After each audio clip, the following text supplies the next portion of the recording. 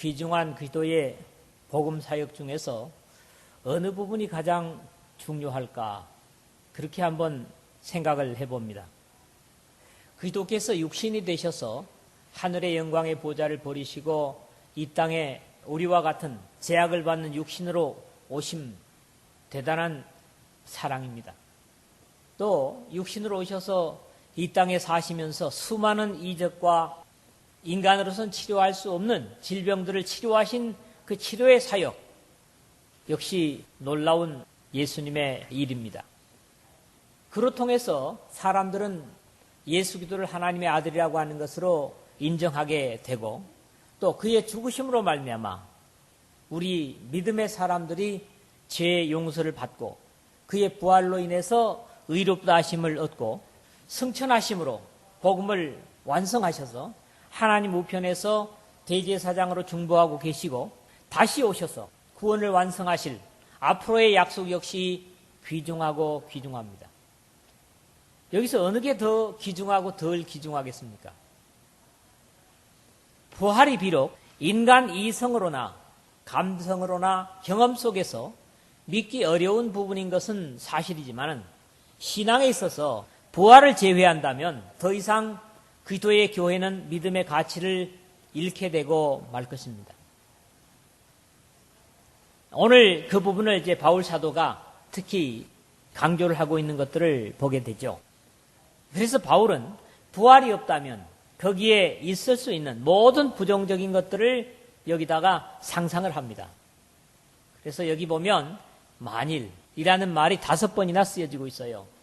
여러분들, 저는 어떤 과거에 되어진 일에 있어서 만일 이랬다면, 만일 저랬다면 하는 말을 사실 하지 못하게 합니다.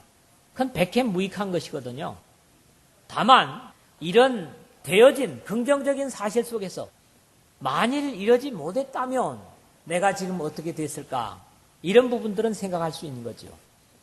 앞에서 예수 그리스도의 귀중한 구원 사역들을 거론했지만 그 모든 과정은 마치 인류의 죄인들을 구원하는 기능을 하는 기계의 톱니바퀴처럼 하나라도 빼버린다면 우리는 여전히 소망 없는 절망의 삶 속에 살 수밖에 없을 것이고 인류의 구원의 소망은 더 이상 있지 못할 것입니다. 예수 그리스도의 메시아로서의 역사를 믿는다고 하면서 이해 안 되는 부분들을 제하여버리고 이해 가능한 부분들, 이해되는 부분들만 추려낸다면 이것은 복음이 아니라 아무짝에도 쓸데없는 이론이 되고 말 것이기 때문에 이성의 도시요 감성의 도시인 고린도 사람들에게 부활을 빼버린 복음에 대한 비극을 증거하고 있는 바울 사도의 가르침을 오늘 우리가 대하게 되는 겁니다. 이러한 바울 사도의 경계의 증거는 오늘 21세기 과학의 최첨단의 시대를 사는 우리들에게도 동일한 경계로 받아들여져야 할 것입니다. 사람들은 어쩌면 과학을 또 너무 맹신하는 것 같습니다. 과학이 모든 것을 다 해결해 줄 것이다. 이 인류의 비극도, 저주도, 고통도 과학이 다 해결해 줄 것이다. 그런 과학도 우주를 개척하면서 결국 인간에게 새로운 평안한 삶의 도전을 과연 줄 것인가? 거기에 대해서 저는 그렇지 못하다고 확신합니다. 그러나 인류에게 최종적으로 소망을 줄 수 있는 게 뭐냐? 세상이 다 망하고 인간이 다 멸종이 되어도 우리가 소망을 가질 수 있는 것은 바로 예수 그리스도의 부활입니다. 이 부활 때문에 인간은 절망할 수 없는 것이고 부활 때문에 우리가 지금도 사람들이 불신하는 그 부활을 붙들고 우리의 인생을 살아가고 있는 것이죠. 과학의 만능이나 맹신에도 불구하고 우리 주변에 아직도 이해가 불가능하고 해설이 불가능한 일들이 얼마든지 있습니다. 우리가 부활이라고 하는 걸 볼 때도 그렇습니다. 오늘 여러분들도 어떤 세상의 부추김에도 불구하고 예수님의 죽었다가 부활하심에 대한 사실에 여러분의 믿음을 걸고 하나님의 부활의 약속을 끝까지 누리는 이 말씀과 함께하는 여러분 모두가 되시기를 주님의 이름으로 축원을 드립니다. 한마당을 세 부분으로 나눠서 생각을 하려고 합니다. 첫째는 죽은 자의 부활을 부정하지 말라는 겁니다. 이게 지금 불신자들에게 하는 얘기가 아니죠. 고린도 교회에게 하는 말씀이고 오늘 우리에게 주시는 말씀이에요. 부활이 믿어지지 않습니까? 그건 안타까운 것이죠. 이 안에 있으면서도 부활을 믿지 못한다면 그것보다도 비극은 없습니다, 여러분. 부활은 인간의 이룬 일도 아니고 인간의 업적도 아닙니다. 하나님께서 우리 인간에게 주신 선물입니다. 은혜의 약속입니다. 이건 누구 보고 하는 거라고요? 고린도 교우들에게 하는 말씀이에요. 믿는 사람들에게 하는 말씀입니다. 여러 가지 은사를 자랑하고 교만하던 고린도 교우들 중에는 우리 주 예수 그리스도의 부활을 믿지 못하는 사람들이 들어 있었던 것 같습니다. 적어도 이 서명 그리스도의 교회 안에는 부활을 믿지 못하는 그런 불쌍한 사람들은 한 사람도 없기를 바랍니다. 너희 중에 어떤 사람들은 어찌하여 죽은 자 가운데서 부활이 없다 하느냐, 이 12절 하반절 그랬죠. 사실 역사 속에 어떤 사람도 영원히 산 사람은 없고 무두셀라는 969년을 살았어요. 그 1000년을 못 채웠어요. 969년을 살았다고 하는 것도 대단한 겁니다. 그럼에도 불구하고 무두셀라도 어때요? 늙어서 세상을 떴습니다. 죽은 자는 살 수 없다는 것이 사실 진리입니다. 신앙의 영웅인 다윗은 밧세바 사이에서 처음 난 아이가 죽자 이렇게 고백을 합니다. 내가 다시 돌아오게 할 수 있느냐? 나는 그에게로 가려니와 그는 내게로 돌아오지 아니하리라. 사무엘하 12장 23절에 그렇게 다시 못 올 아들에 대한 안타까움을 포기하면서 고백하는 것을 봅니다. 왜 사람이 세상을 뜨면 불신자들이 옵니까? 소망이 없으니까. 다시 살 소망이 없기 때문이에요. 구약 성경에서부터 주님께서 이 땅에 살아 계실 때까지도 상당히 많은 사람들이 죽었다가 살아난 것을 성경은 우리에게 기록으로 전해주고 있습니다. 특히 에스겔서 37장 여러분 잘 아시죠? 뼈가 되어있던 수많은 군대가 한꺼번에 살아난 이야기까지 쓰고 있지만 비록 그들은 자신의 목숨을 다하지 못하고 전쟁에 죽었다가 다시 살아나긴 했지만 역시 나이가 들어 다시 세상을 떠날 수밖에 없는 그런 존재들이었습니다. 사람은 아담이 범죄한 이후에 반드시 난 사람은 죽는다. 이게 진리입니다. 불변의 원칙입니다. 그러나 역사 속에 그런 일들이 있었던 것은 사실이지만 고린도 교회의 사람들은 자신의 눈으로는 확인하지 못한 그런 일들을 받아들이지 못했던 것 같습니다. 그래서 왜 너희 중에 부활이 없다고 하느냐 이렇게 바울이 묻고 있지 않습니까? 당시 세계를 지배하던 철학이나 그리스 철학이 얼마나 유명했길래 지금도 그리스 철학은 우리 학문의 토대가 되고 있잖아요. 이런 철학이나 정치는 대단히 이성적인 부분이기 때문에 자신의 눈으로 확인하지 않고는 믿을 수 없었던 것이 사실이고 이런 입장에서 죽은 자의 살아남이나 그리스도의 부활을 부정해버리는 것은 당연했던 것 같습니다. 여러분, 정치에는 감성이 없어요. 따뜻한 가슴이 없습니다. 철학도 마찬가지예요. 오로지 이성뿐입니다. 철학과 정치는 이성뿐이에요. 그렇기 때문에 사실 부활을 거기에 익숙해져 있는 고린도 사람들은 예수 그리스도를 받아들였음에도 불구하고 부정할 수밖에 없었다고 하는 그런 그래도 이해를 우리가 하게 되는 것입니다. 그리스도께서 죽은 자 가운데서 다시 살아나셨다 전파되었거늘 12절 그랬죠. 복음이 전해지는 곳에서는 당연히 그리스도의 부활도 증거되고 확신하는 것이 믿음의 귀중한 기둥이지만 고린도 교회의 어떤 사람들은 같은 교회와 믿음 안에 있다고 하면서도 그리스도의 부활은 거절하고 있었던 것 같습니다. 복음이 전해지는 데는 반드시 전해지는 것들이 있어요.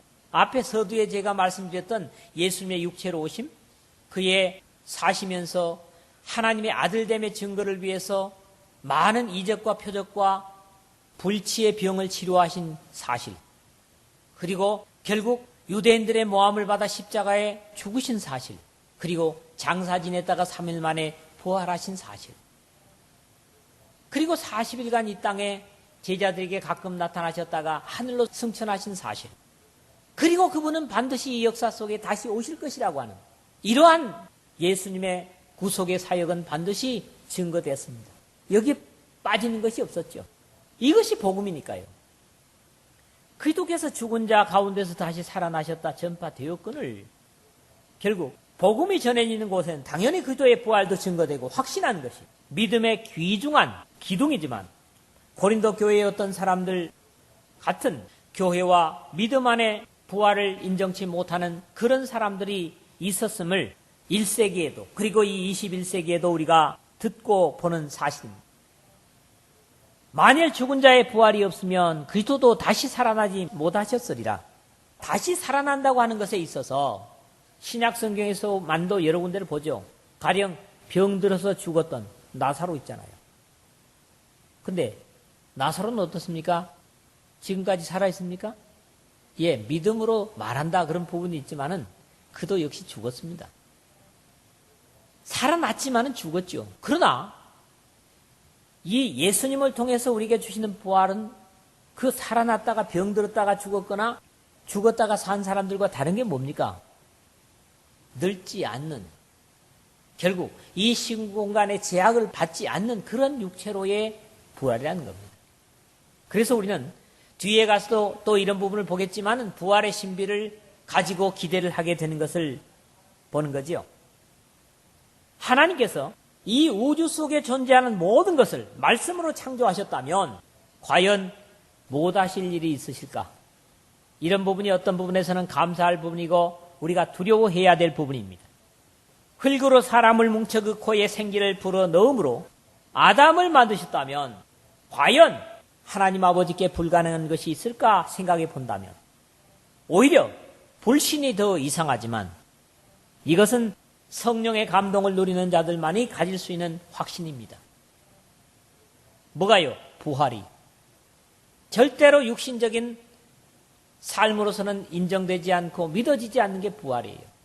하나님의 성령이 우리의 눈을 뜨게 하셔야 비로소 부활을 인정하고 믿고 받아들이게 되는 것이고 소망하게 되는 것입니다. 하나님께서는 모든 것이 가능하고 우리 죽을 몸도 살리시리라는 확신을 바울과 더불어 함께 가지는 여러분 모두가 되시기를 주의 이름으로 부탁을 드립니다.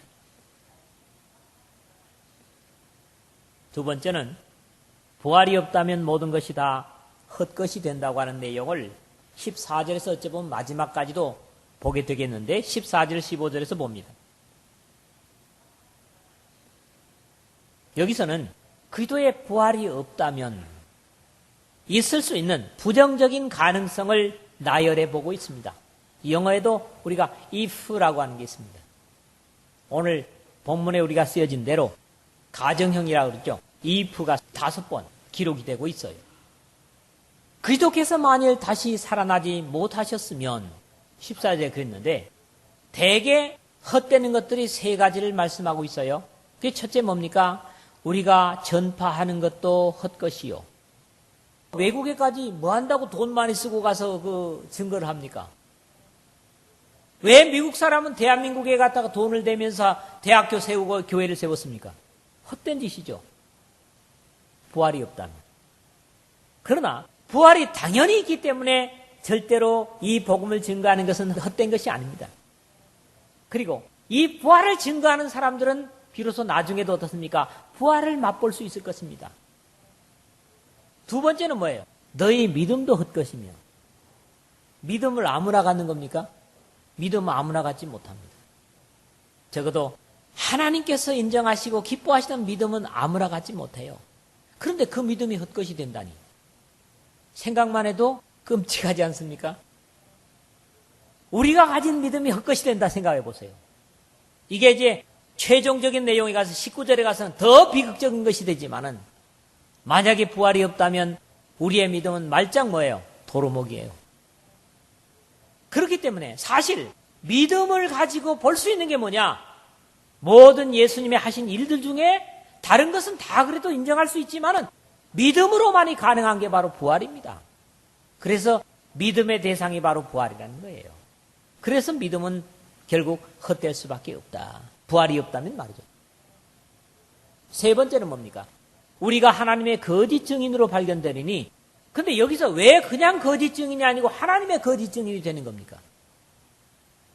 하나님의 거짓 증인이 된다고 하는 것은 바로 이 우주를 있게 하고 이 우주를 운행하시는 그런 하나님께서 우리를 통해서 증거하게 하신 게 뭡니까? 복음이고 부활이거든요. 그렇기 때문에 부활을 빼버리고 증거한다면 하나님께서 결국 우리를 거짓 증인이라고 할 수밖에 없다는 그런 말씀을 하는 거지요. 그리스도의 부활이 없었다면 그게 뭔 얘기가 아니라 나는 어떻게 살고 있을까? 여러분 각자가 예수님의 부활이 없으셨다면 나는 지금 어떤 모습일까? 이런 가정은 해볼 수 있거든요. 내가 믿음이 없었다면, 부활에 대한 믿음이 없었다면 나는 어떤 모습일까? 여러분 자신들은 어떨까요? 한번 그걸 생각을 해보세요. 여러분 각자가 부활이 없었다면, 예수 그리스도의 부활이 없고 예수님의 복음이 없었다면 나는 어떤 삶을 살고 있을까? 한번 상상을 해보시길 바라요.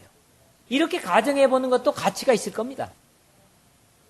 아울러 여기서 이왕에 만일이라고 하는 얘기를 하니까 if라고 하는 얘기를 하고 있으니까 서명 그리스도의 교회가 없었다면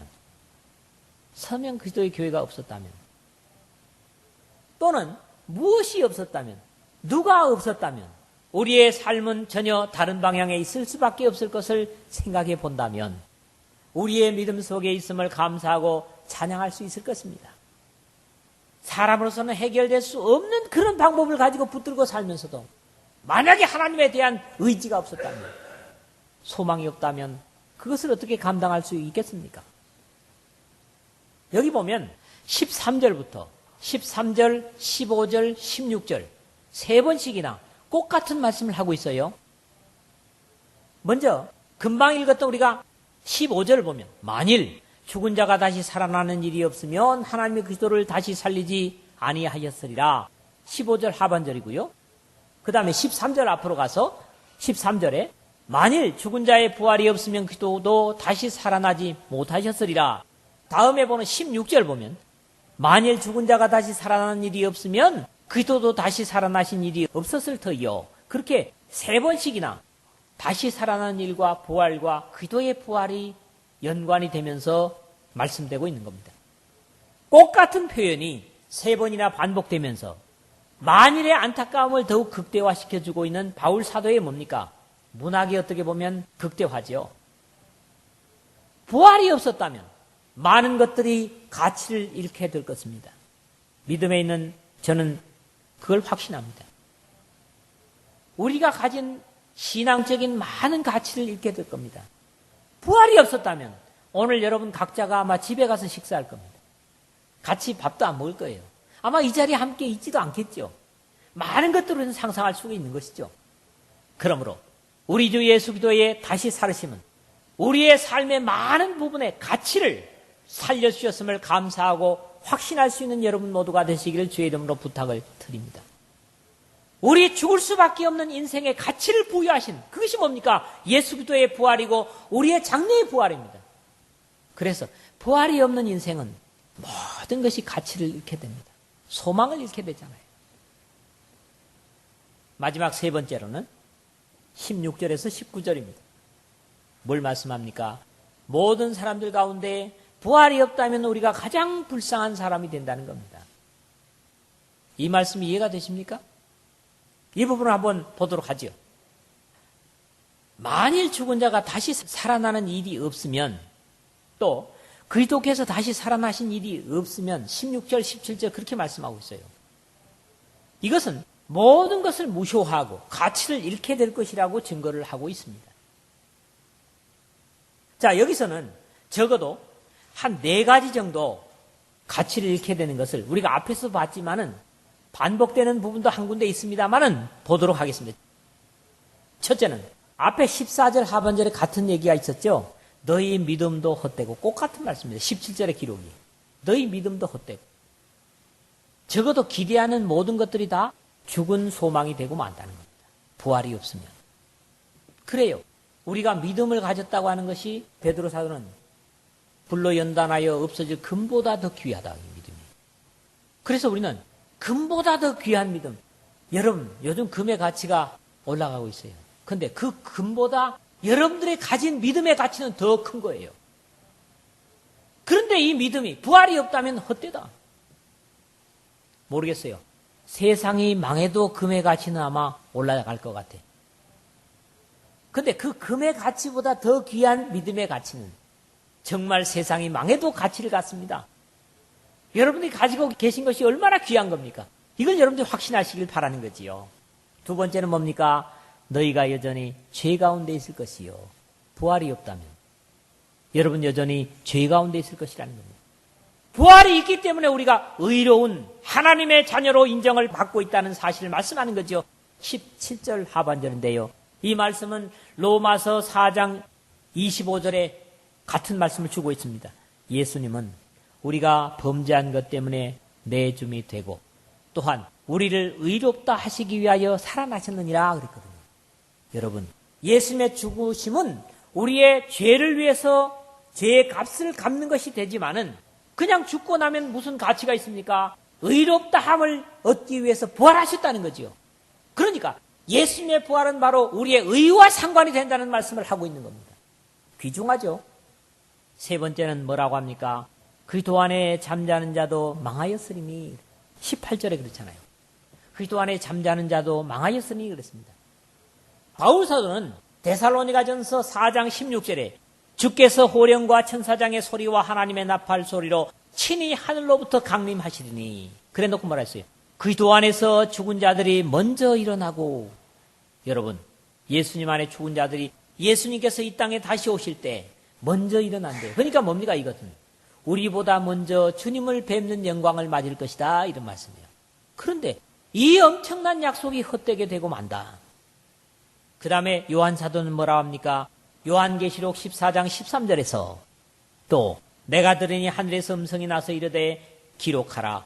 지금 이후로 주 안에서 죽은 자들은 복이 있도다 그랬거든요. 하심에 성령에 이르시되 그러하다. 그들이 수고를 그치고 쉬리니 이는 그들의 행한 일이 따름이라 하시더라 그랬거든요. 마지막 마지막 약속에서 주 안에서 죽은 자들은 잠자는 자들은 복이 있다 그랬습니다. 이게 뭐예요? 하늘로부터 선언이 됐다는 게 사람들이 그렇게 얘기한 게 아니고 그런데 부활이 없다면 이 하나님의 엄청난 약속이 헛것이 된다고 하는 말씀을 하고 있는 것입니다. 그렇습니다. 여태껏 믿음을 가지고 이 세상 모든 향락이라든가 술, 죄악된 쾌락을 다 물리치고 믿음을 지키다가 산 사람들 부활이 없다면 다 망하고 맙니다. 소망이 없습니다. 그렇다면 그들의 삶이 얼마나 불쌍합니까? 그런데 마지막에서는 그보다 더 불쌍할 일을 우리에게 제시하고 있습니다. 네 번째거든요. 이 세상의 삶뿐이면 모든 사람 가운데 우리가 더욱 불쌍한 자이리라 그랬어요. 19절입니다. 마지막 절이죠. 믿음 때문에 얻는 것들은 사실 어떤 것들입니까? 영적인 것들입니다.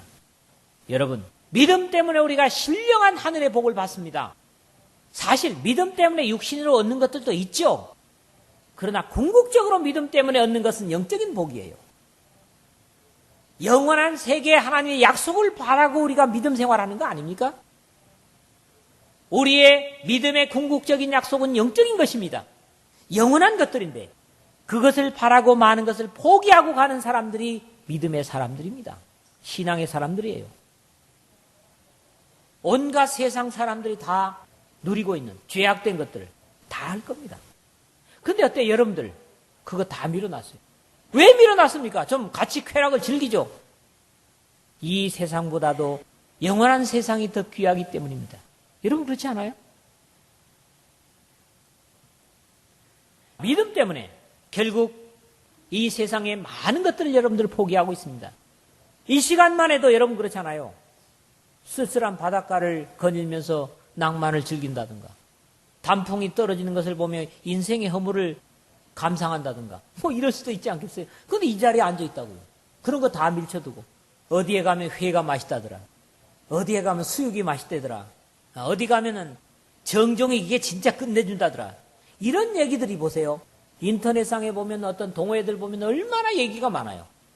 근데 그런 것들 여러분들 어때요? 다 물치고 이 자리에 앉아있는 사람들이에요.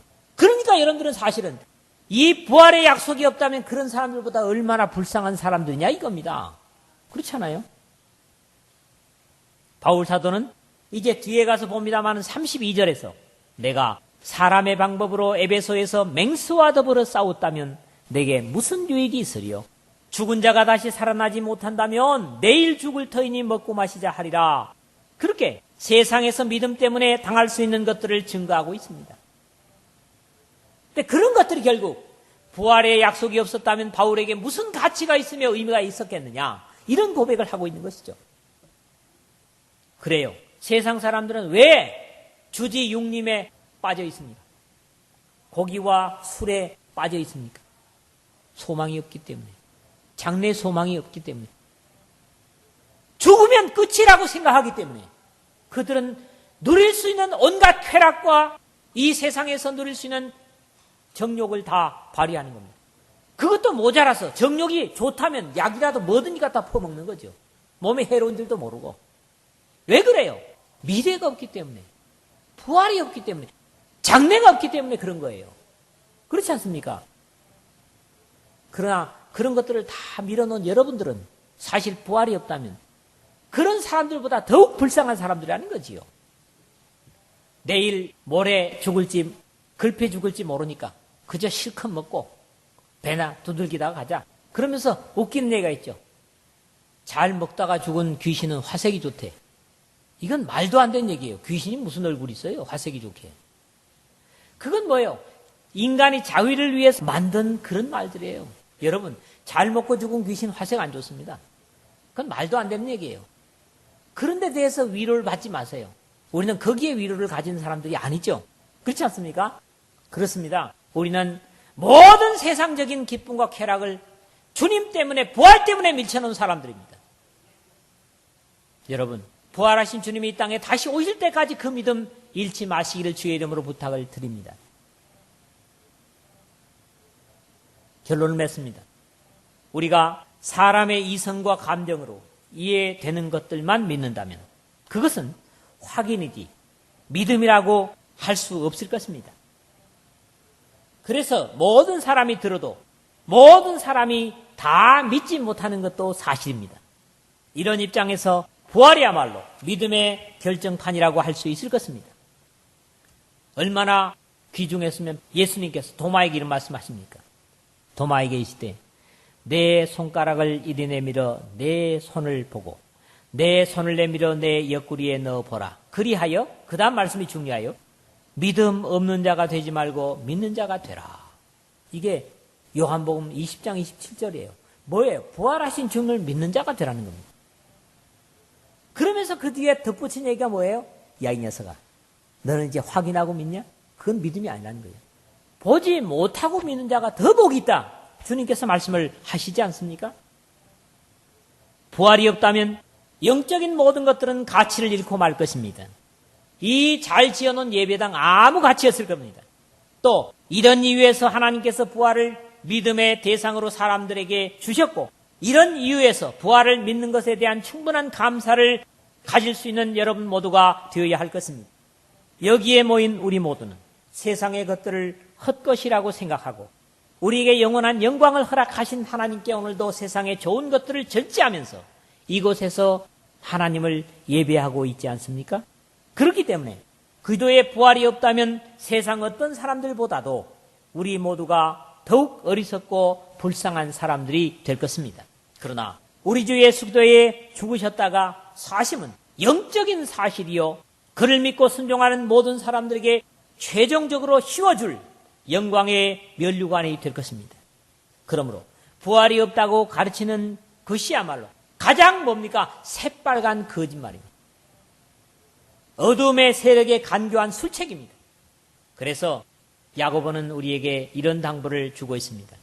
내 사랑하는 형제들아, 속지 말라. 온갖 좋은 은사와 온전한 선물이다 위로부터 빛들의 아버지께로부터 내려오나니 그는 변함도 없으시고 회전하는 그림자도 없으시니라. 야고보서 1장 16절 17절 그렇게 말씀합니다. 모든 좋은 것들, 사라지지 않는 영원한 것들은 위로부터만 주어지고 있습니다. 빛들의 아버지 하나님 아버지로부터만 옵니다. 그렇기 때문에 이것을 바라고 기대야 한다면 속지 마십시오. 모두가 믿고 확신하여 최종적인 부활의 영광에 나아가는 여러분 모두가 되시기를 주님의 이름으로 축복합니다.